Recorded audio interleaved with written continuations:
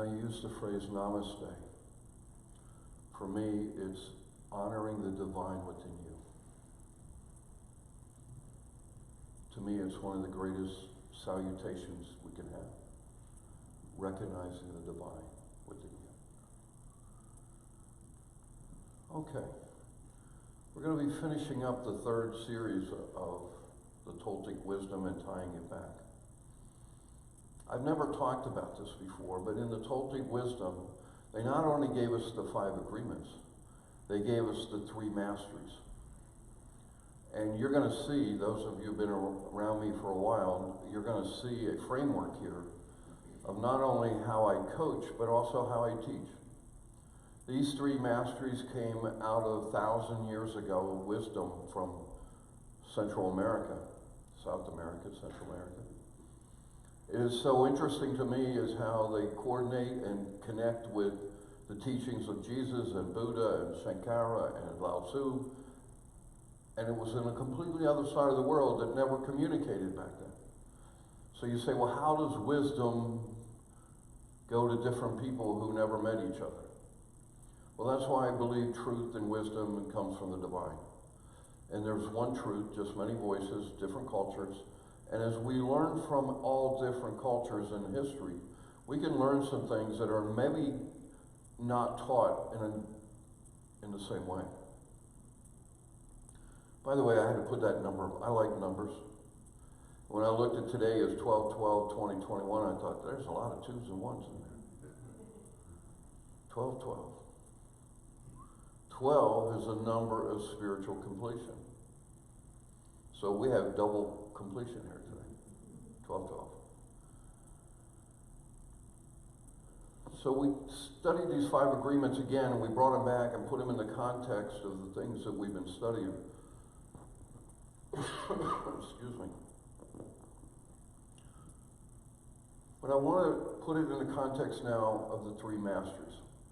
And they call it the 3 masteries for success. As I said, you're going to see this framework. We've been working on this. These masteries have really been what guided us this whole last year, year and a half of what we've been studying, the different book studies and whatnot. You're going to see how they fit in there.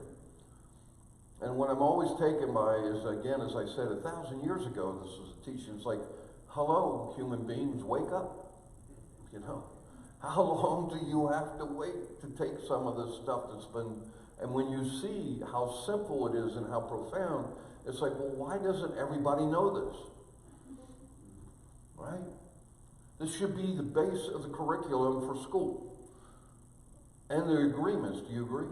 I mean, if we were teaching kids today at 6 and 7 when they're getting domesticated, the 5 agreements that we've just been learning and practicing again and again, and now place it in the context of these masteries, I think you're going to see there was a really amazing system put together 1,000 years ago. So the first one is the mastery of awareness. We've been working with this for the last year. Becoming self-aware of who we are. Who are we really? Not the rules, not the agreements that we got domesticated from, but who we want to be consciously. That's the mastery of awareness as it begins to show up in our lives. It's the first step towards personal freedom. There's a lot of self-help, spiritual help, religious help that doesn't start here. It tries to pile it on top of not becoming aware of who you are and who you became based upon the domestication and the beliefs that you were taught. The second mastery is the mastery of transformation. We've been working on that. The 5 agreements is a big part of this.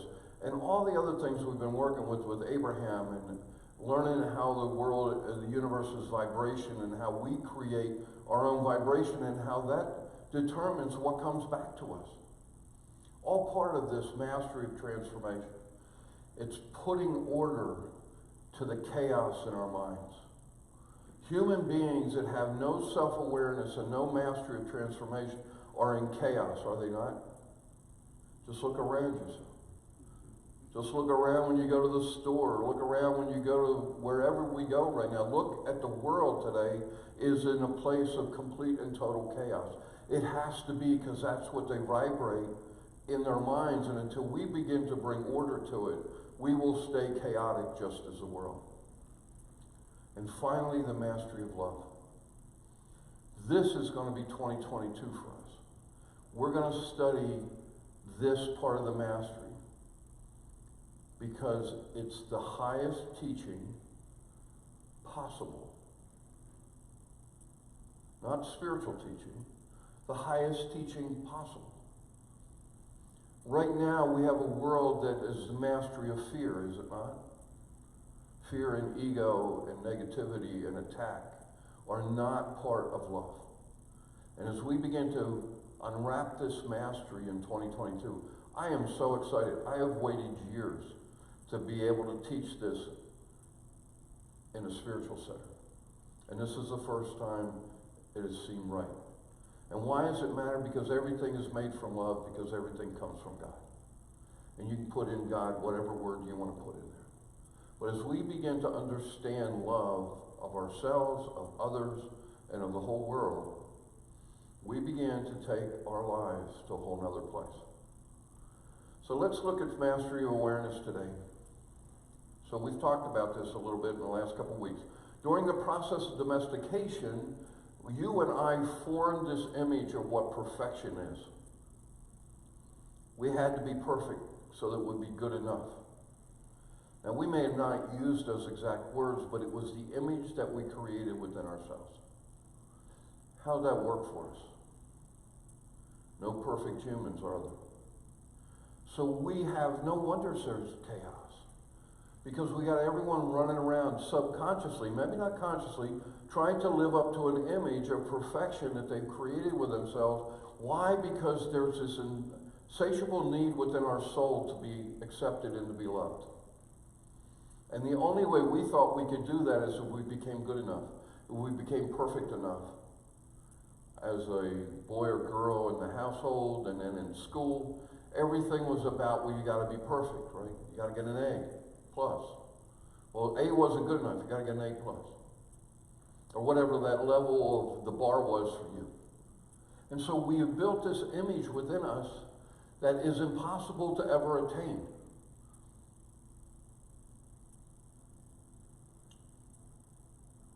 No surprise then we have a society that is so stressed out. They're living in a place where they can't even attain. It's impossible. But we unconsciously, if we're not aware of this and not becoming self-aware enough that this is what was built into us, we create this image of how we should be in order to be accepted by everyone, but we never fit the image. We put it forth. We tried to present it. And what we created was a persona, the mask. Because we knew intuitively, we knew within ourselves that we were not good enough to what was expected in the perfection. And so that's how we talked about this last week, right? That's how we developed the shadow. That's how we developed Pandora's box. We stuffed the things away instead of dealing with the fears and the wounds and all the tragedies that came up. But as we become more and more aware, we're finding out there's another way. This image is alive and lives in our minds. It's there. It will always be there unless we become aware enough and begin to transform and move to a place of authenticity. But it's not us, and it's eating us alive as a society. It's the basis of the chaos. And you can look across all society right now, and not just the United States, the world, and you can see this perfection that I'm supposed to live up to, knowing that I can't live up to it, so then I'm going to present an energy that's not true. And so we have all interactions are based on untruth, inauthentic relationships. And that's what's eating us alive. So the Toltecs called this the dream of the first attention. What do they mean by that? It's when you were somewhere around 7, 8, and 9, you became aware enough with your attention to it to begin to create your reality. You began to create the image. You began to create who and what you were in the process of your family, and in the process of school, and the process of the world around you. And that they call the first attention. It's the first time we used our power of our minds to create who we were, our reality. Now, it works both positive and negative, right? I mean, I was taught that I was bad boy, and I was. But you know what? I was going to be the best bad boy. And that became the image, was I was going to rebel against all the expected rules that were out there, but I was just as much creating an image of my perfection of being the best bad boy. So it's not just good, bad, it's we all have done it. We usually went one of two ways, right? Because for me it was, well, I can't get love and attention that way. I'm going to get attention, right? And all kids do. And so it can go both ways. As we begin to, the first attention to build this reality and build this image of who and what we are. What I love about this teaching is help me become much more acceptable of who I am, but also more acceptable of other people. Because I realize they have built this through their first attention, and I don't care if they're 16 or 96. If they haven't done the work, it's still running the system for them. And they're still living out of this self-image. They're still putting on this persona mask, depending where they go and whatever, and inside, it's eating them alive. And it's the first time we use that attention to create our reality. We're going to talk about the next time shortly. We then accepted the agreements. I made an agreement, I'm bad. I accepted that agreement. And it went and created for me a rule. I had a bunch of rules in my book of law, right? So did you.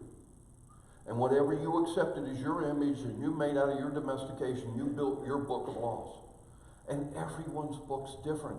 This has been one of the most freeing things for me to understand, not only as a minister and coach, but as a person, is that everyone, all 8.6 billion people on this planet, have their own book of laws.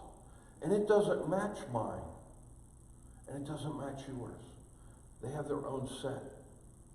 And as you begin to understand that again, it becomes much more accepting of who they are and why they act that way, because they're working out of their book of law just like I am.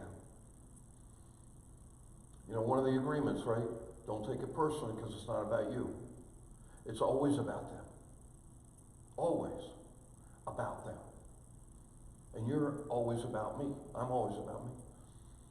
And so I'm working out my book of laws, they're working out their book of laws. These don't match, so we're going to have confusion. It's okay. It's all right. And if I don't engage in that drama dance of the egos, I can step back, and we're going to talk a little bit how to do that today.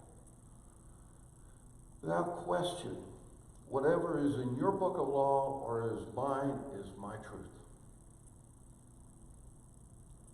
We say this often. For me, there's two truths. There's truth, which is absolute. But then there's personal truth. And personal truth becomes relative. Your truth is not my truth, and my truth is not your truth, because I'm working out of my book of law and you're working out of yours.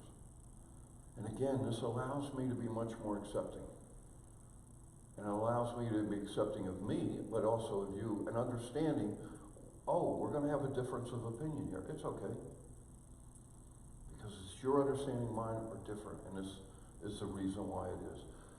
We base all our judgments according to the book of law, even when they go against our inner divine nature. You and I have lies that we've accepted as truth in our book of law.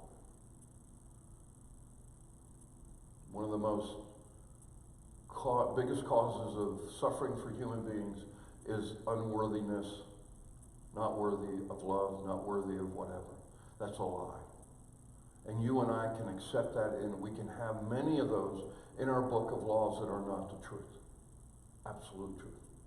And part of this awareness is being able to figure out which ones they are and which ones we want to change.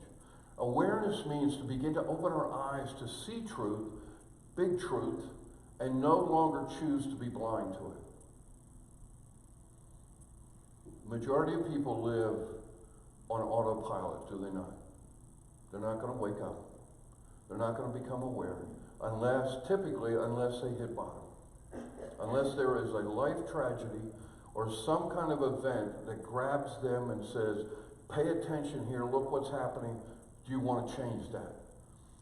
Which you want to embrace, actually. If you're going along in autopilot, one of the greatest things to ever happen to you is have a traumatic event. It's going to wake you up. Otherwise, you're going to continue on a trend of autopilot and nothing will change, ever. But awareness that we're talking about here is waking up and saying, I'm willing to look at all these laws in my book. And which ones do I want to carry forward and which ones do I want to continue? As we become aware of this, we also become aware of our judge and our victim. We created within our own minds. And the judge is judging you, and your judge and my judge is judging based upon my book. So the inner judge uses what's in my book to judge everything I do or don't. We get judged by what we don't do sometimes, don't we? It's not always what we do. Right? Boy, that judge loves to jump on me for procrastination. Well, you were going to do that a week ago. What are you doing? What's wrong with you? That's the judge. We all have it.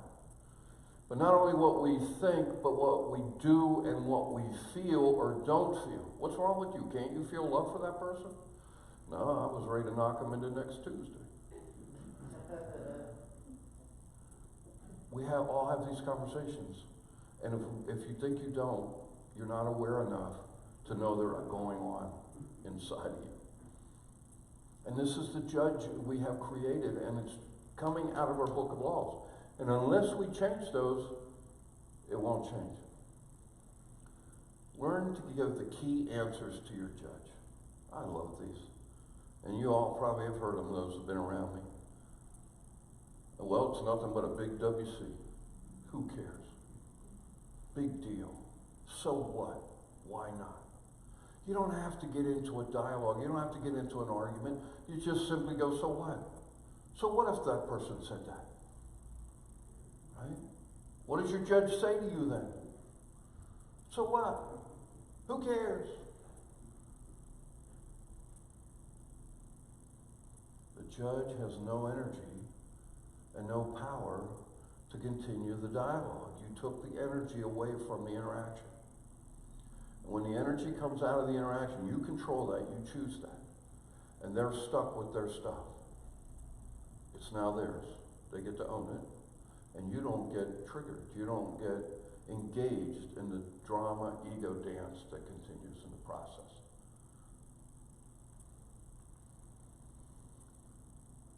Now the victim we have is the one that carries the blame, the guilt, and the shame. This is the one that lives out of Pandora's box or in the shadow self. The stuff we put back, we hope no one ever sees. Because if they do, then we would know for sure we're not lovable or acceptable. The victim will begin to go away, the judge will begin to go away as we become more and more aware of the book of law and the process that's going on within us. Everyone, and I want to make it a big everyone, bold, italics, underlined. Everyone that shows up in your life is your mirror to what's going on inside you. Everyone. But our victim wants to blame them. Well, if she hadn't done that, or if he hadn't said this, I would be a happy camper right now. No. They are your mirror to what's going on inside. What's the wound inside of you that is being triggered by what they do or don't do, or say or don't say? Creates that feeling within you. As we begin to become aware of that, as we begin to own it, now it's happening. The other way it can happen is dreams. I believe 99% of your dreams are coming out. Your subconscious is bringing something up for you to look at that somehow couldn't get your attention. You know, Oprah has a saying that God taps you on the shoulder, right? Whispers in your ear, taps you on the shoulder, then takes a 2x4.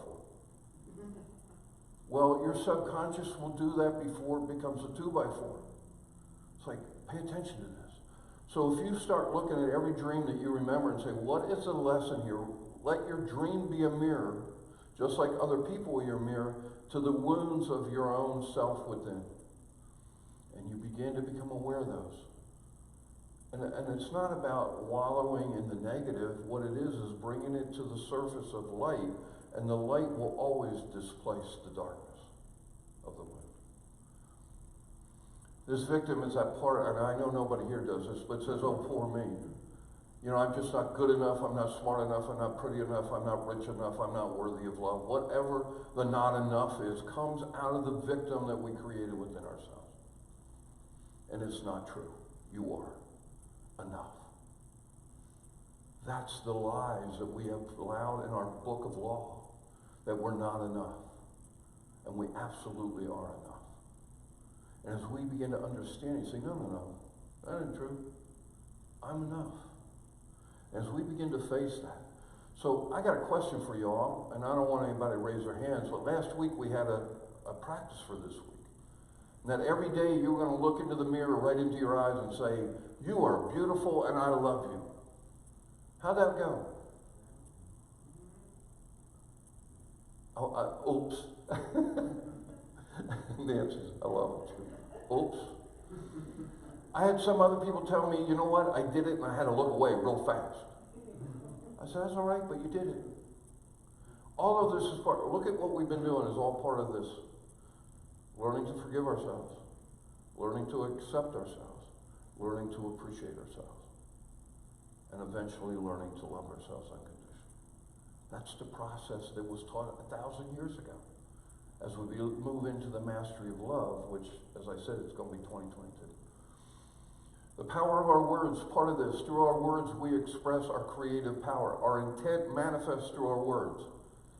When we take things personally and we engage in that and use our words to come back and defend our ego, we are taking our words to create more suffering, more trauma. But our words are key to begin to make this change. I love what the Toltec said here. The word creates the light. And light is the messenger of love, of life, or God. 1,000 years ago in Central America. How different is that from in the beginning was the Word? Same truth, different culture. But I actually like the Toltec way. It made more sense to me, and I'm like, this is what I love about learning from all the different teachers. Because in the beginning was the Word. I've heard that so many times, it didn't have much meaning to me anymore. But that, the Word, your Word, my Word creates light. What is light? Light is energy, right? Its energy never dies. That's how important our words are. And that light is the messenger of life or of God or source, creator, or spirit.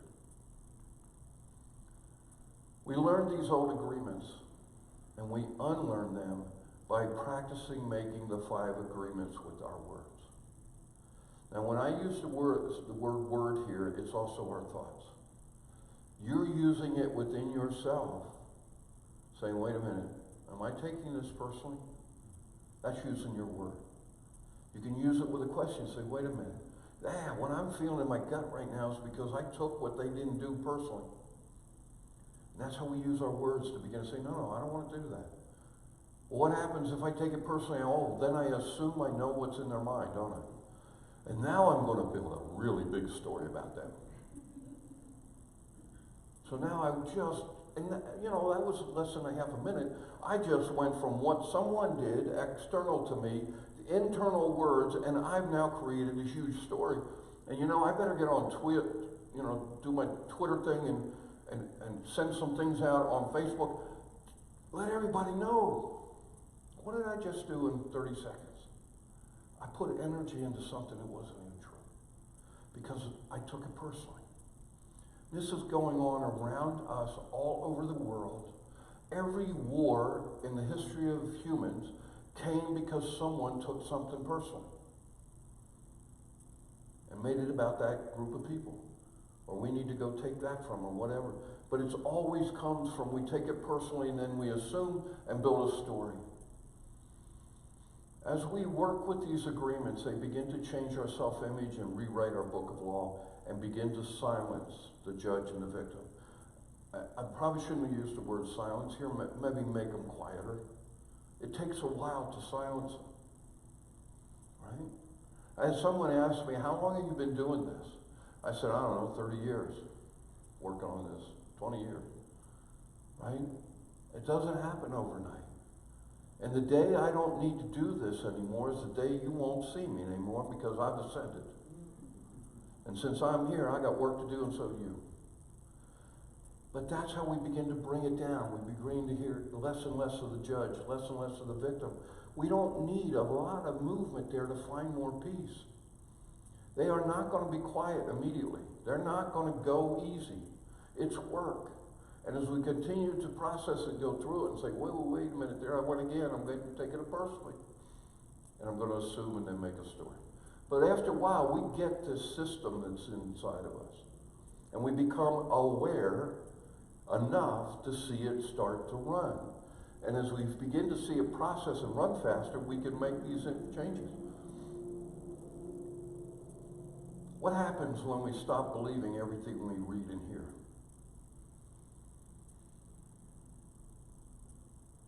Did I share this with you?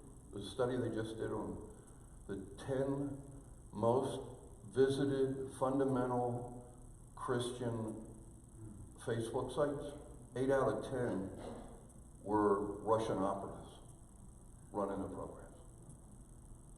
How many millions of Americans are believing what comes up on these websites?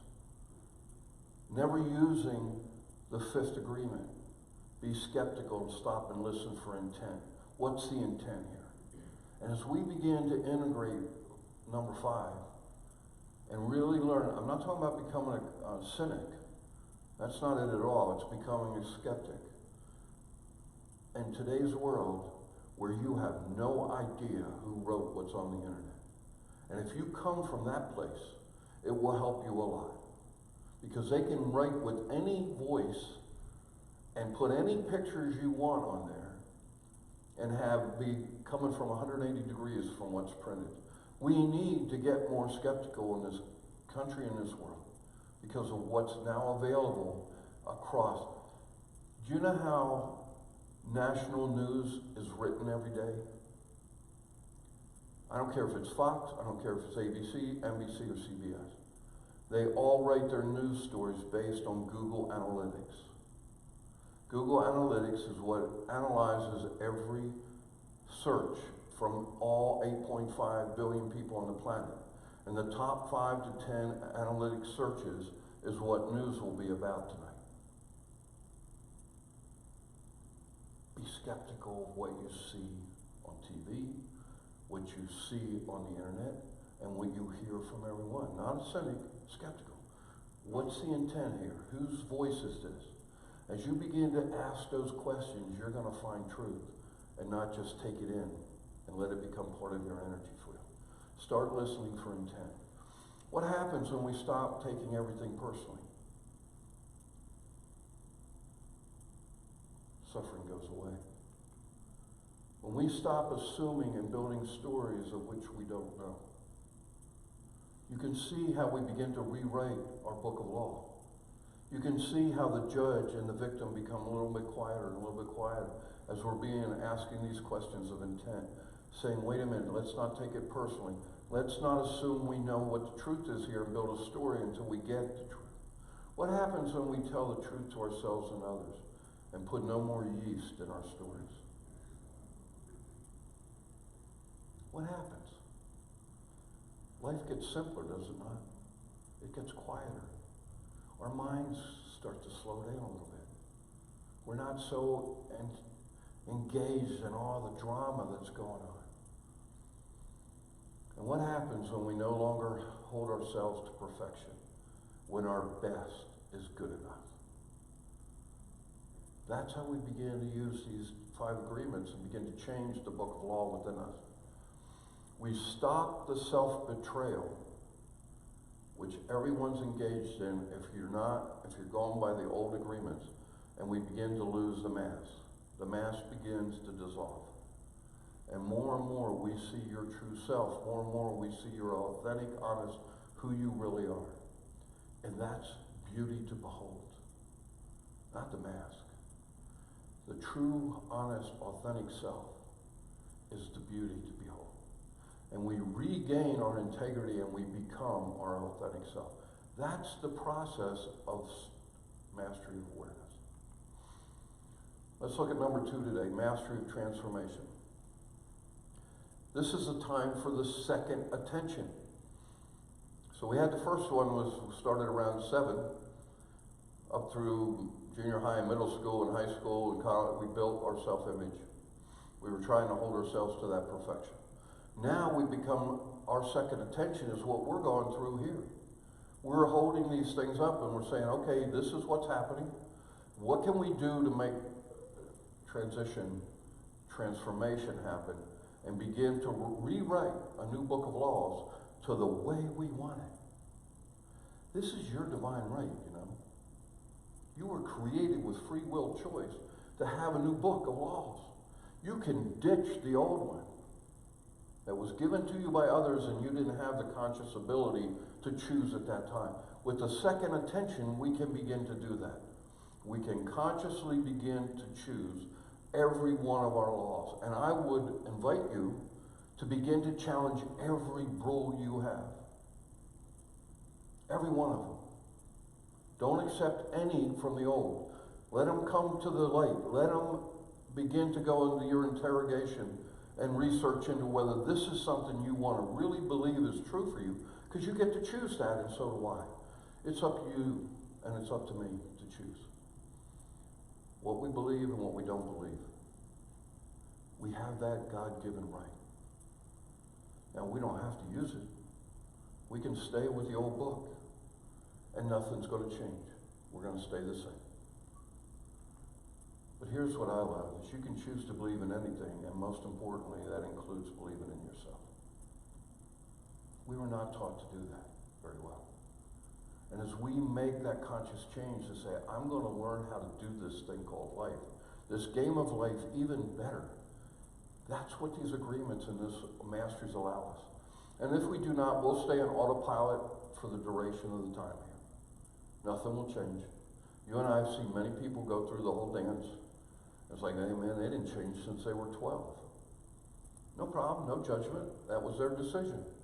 I don't want that for me, and I hope you don't for you. So we begin by using our attention to create new agreements. Here's the 4 areas that they recommend that we look at. And there can be many more, and it can be less or whatever, but I think this pretty well covers it. They said, look at all your agreements you have in your book of law for personal agreements about your body and yourself. The second one is look at your social agreements. What are the agreements, what are the laws that you have built around family and friends? I got news for you. You have them.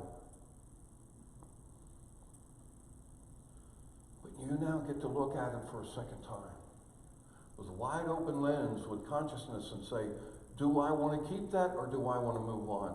Spiritual agreements about your life and about, and I use the word God here, it can be any word that works for you. How is that? What are my rules about that? What are my beliefs about that? What are my laws about it? And finally, your financial agreements around work and career.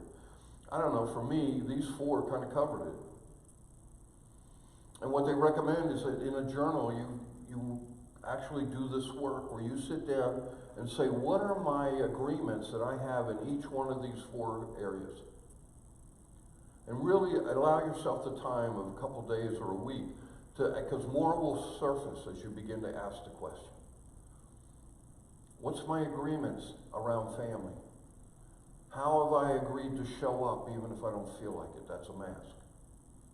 And all those you begin to list, because then you begin to have something to work from. Review all your self-limiting and fear-based beliefs in these 4 categories. And if you're willing to do this time of self-awareness, you're going to see a jump start in transformation. Because almost everyone, and even the people that I coach or people I will teach something like this, the majority of people will not do this work. They'll go, oops.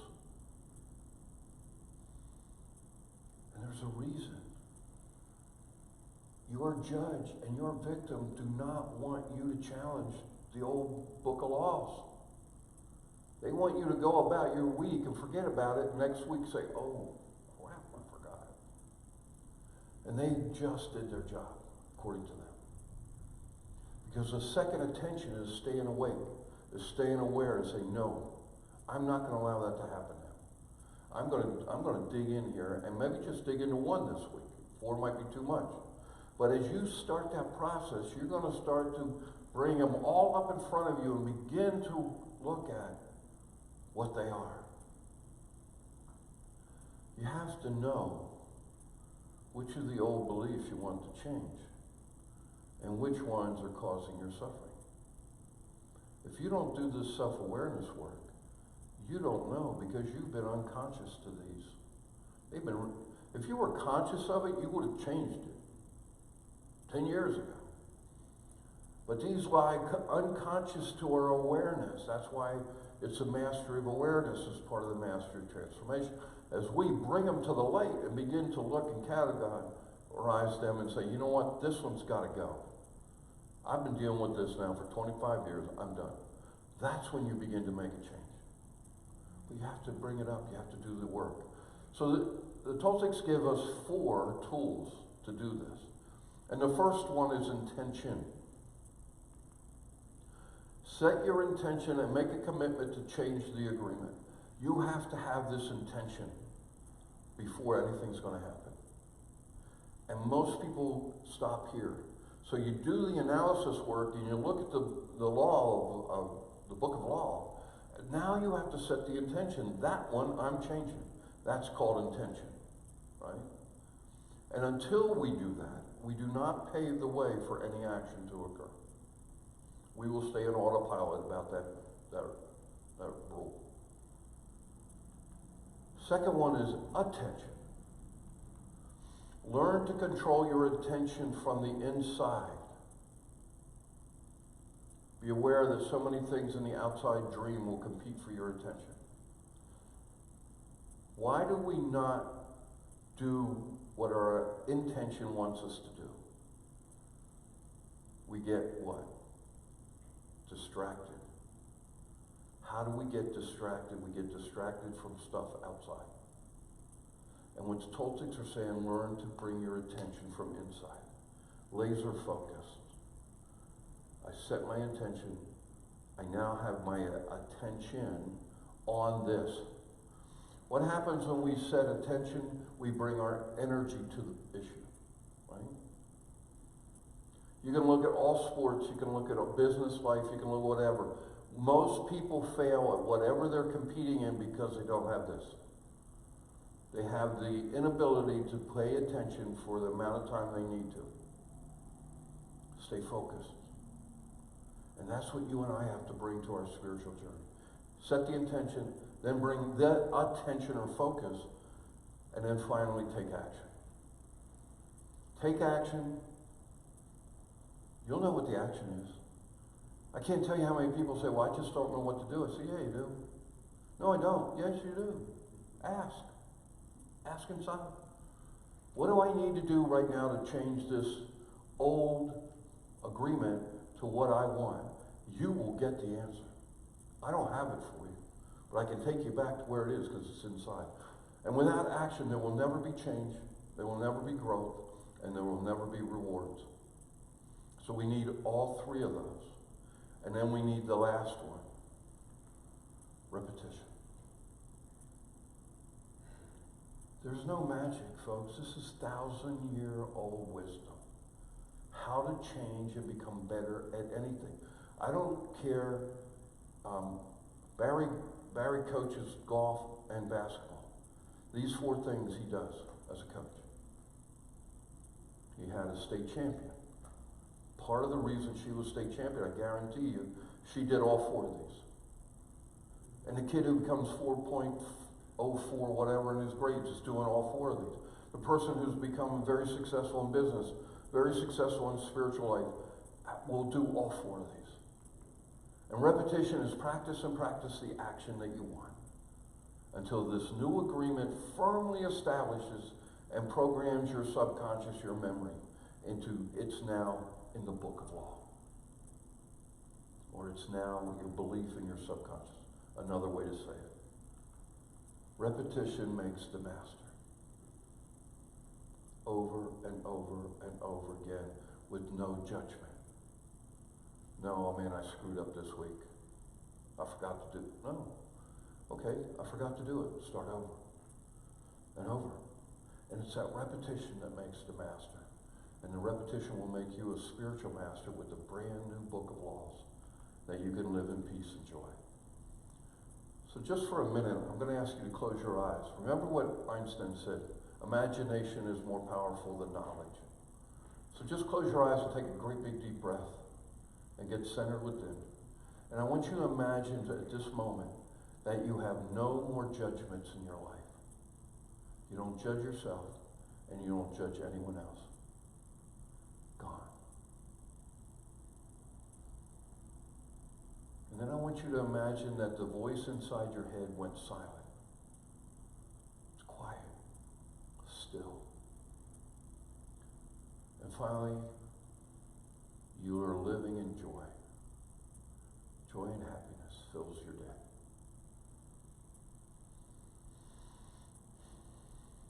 And take another great big deep breath and just let that feeling settle inside of you. No judgments. Your mind is silent and you're living out joy and happiness. All right. You just did something, according to Einstein, that's more important than the knowledge to get here. In your imagination, you can feel this.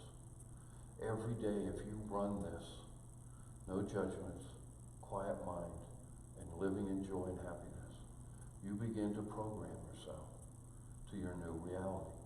It becomes your new book of law. And you can feel it. All the words don't matter. You got to get the feeling. Why? Because this feeling creates the vibration. The universe works what? Like attracts like.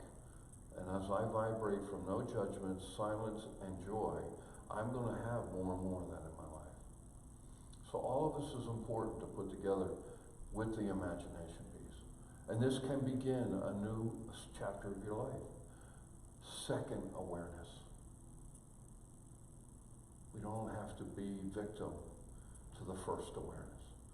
We don't have to be victim to what our parents did or didn't do, or teachers did or didn't do, or priests or nuns or rabbis, or it doesn't matter.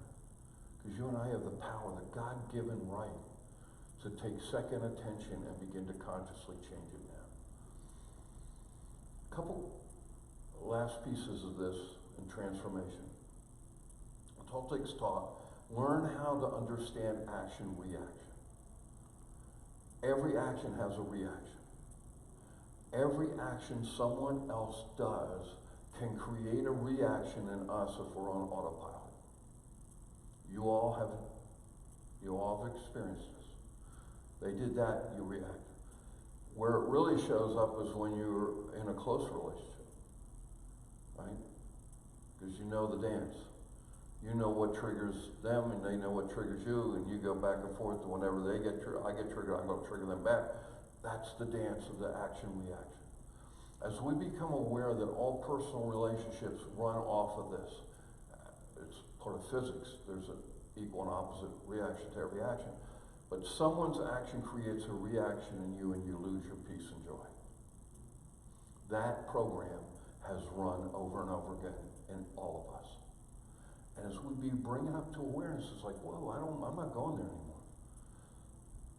You're going to do the action, I'm going to take a deep breath, get centered. I just broke the old way of doing it. And it was that simple. as soon as you become aware of what's going inside, ask yourself some questions. Because I'm going to tell you, these questions are going to take you right back to what's happening. Was I impeccable with my word? Did I take it personally? Bingo. Usually falls under that one. If you're ever asked a question, always answer this. I took it personally. Probably 98% of the time you're going to be right? Did I assume and build a story? And did I do my best? If you immediately start to feel that inside, action, reaction, go back to your agreements. Right? Did I take it personally? Then take the time. Let's say it already happened Monday. On Tuesday, when I'm thinking back of what can I do, I can go back and use my imagination.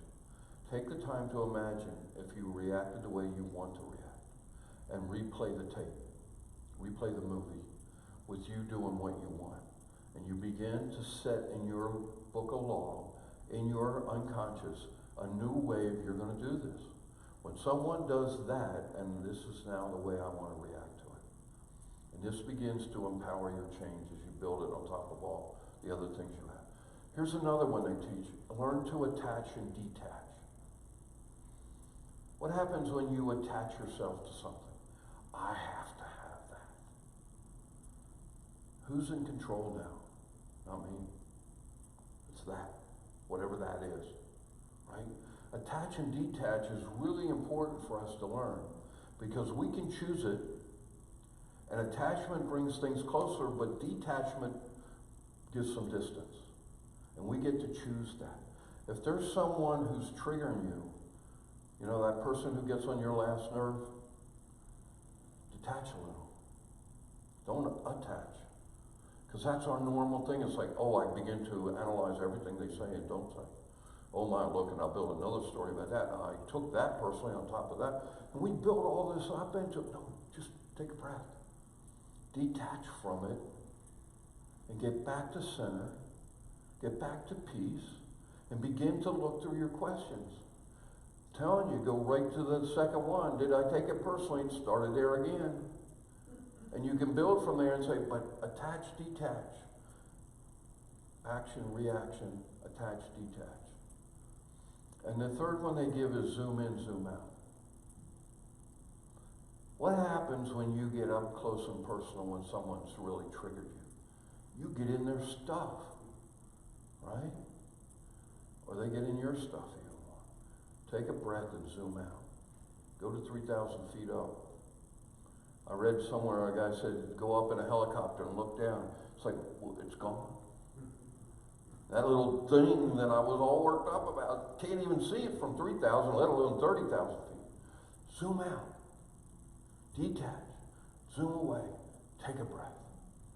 And you can begin to rewrite the action-reaction into the way you consciously want to be with your second attention. See the bigger picture here. Ask the question, 20 years from now, is anybody going to care? Not even you. You won't even remember what was so important, right? But we can do those right here, right now, in the midst of what's going on, and just let things begin to be. So the third mastery today is mastery of love, and we're running out of time. So we're going to make this the subject of our new book study in January. The new book study was going to start after we come back from the break, winter break, on the 23rd, and then Tuesday night on the 25th. And it's going to be love without conditions. And we're going to start this process of really learning what mastery of unconditional love is all about. So take these masteries on top of the 5. See where you are. Do the journal. Do the inventory. See where you were still getting triggered. And pick one. Don't try to change it all in 1 week. I'm going to pick this one that's really, really just not making me happy. And begin the process. Ask the questions. And see if you can take steps forward, the little step. Remember, Abraham's teaching is so important. One thought, a little bit higher up. It's all you need to start an upward spiral. One better thought. And we start with that question, is this what I want for myself? Is it making me happy?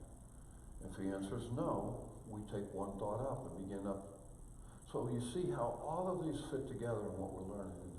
The mastery of awareness and the mastery of transformation. And I'm so excited about 2022 as we're going to enter into the mastery of love. It's going to be a fun study for all of us. It's the highest teaching, not spiritual. It's the highest teaching in the universe. It's learning the mastery of love. And we're going to do it right here, right now, at Unity Harrisburg. All right, let's do our decree today.